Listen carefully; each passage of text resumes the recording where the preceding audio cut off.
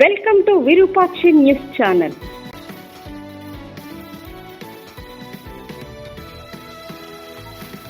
Welcome to Virupakshi news channel. వార్తలు చదువుతున్నది విరూపాక్షి లతారెడ్డి. ఈనాటి వార్తా విశేషాలు.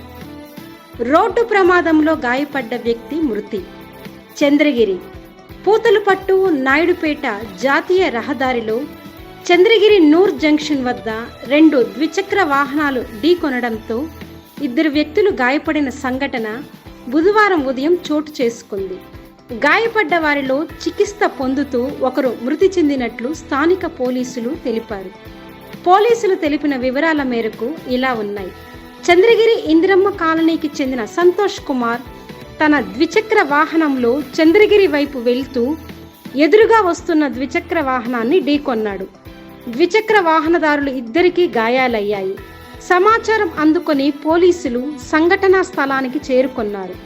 గాయపడ్డ వారిని తిరుపతి రుయా ఆసుపత్రికి తరలించారు.